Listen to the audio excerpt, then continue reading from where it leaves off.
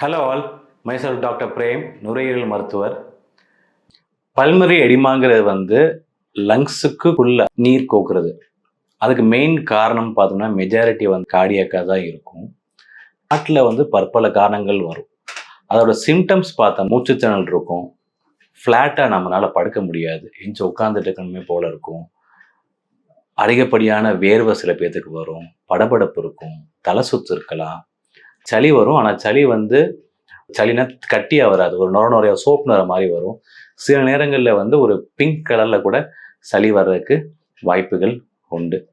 பெரும்பாலும் திடீர்னு வரும், சில பேர்த்துக்கு கொஞ்சம் கொஞ்சமாக மெதுவாக வர வாய்ப்புகள் உண்டு. திடீர்னு வந்தால் உடனே போய் டாக்டரை பார்க்கணும் கண்டிப்பாக. இதை கண்டுபிடிக்கிறதுக்கு பேசிக்காக எக்ஸ்ரேலே கண்டுபிடிச்சிடலாம்.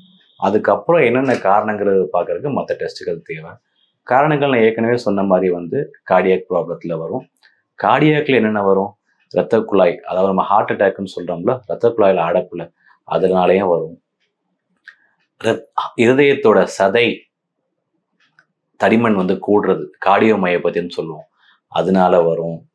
மயோகார்டிட்னு சொல்லுவோம், அதாவது ஹார்ட் சதைகள் வைரஸ்னால பாதிப்பு வரும், அதில் இது மாதிரி நீர் கோக்கறதுக்கு வாய்ப்புகள் உண்டு.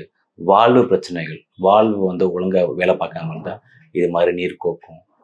அது மாதிரி இருதயத்திலிருந்து நுரையீரலுக்கு போகிற இரத்த குழாயில் அடைப்பு இருந்துச்சுன்னா பல்மரி எம்பாலிசம்னு சொல்லுவோம், அதனாலையும் வர வாய்ப்புகள் உண்டு.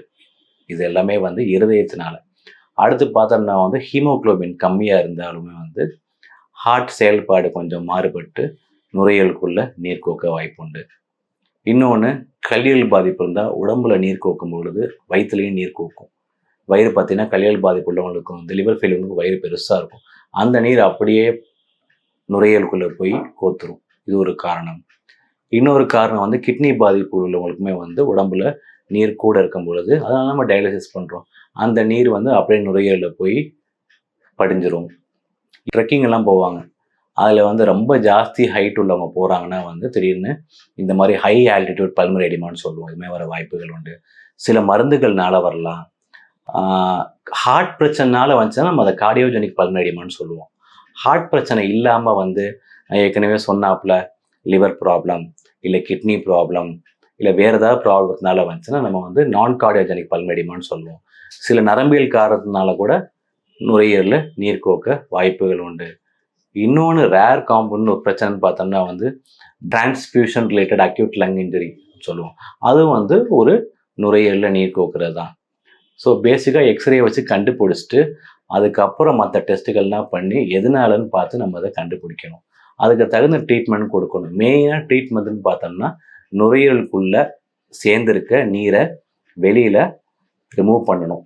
அதுக்கு மெயினாக நீரை வெளியில் தள்ளுறதுக்கு மருந்துகள் கொடுப்பாங்க, டயயூரெட்டிக்ஸ்னு சொல்லுவோம்.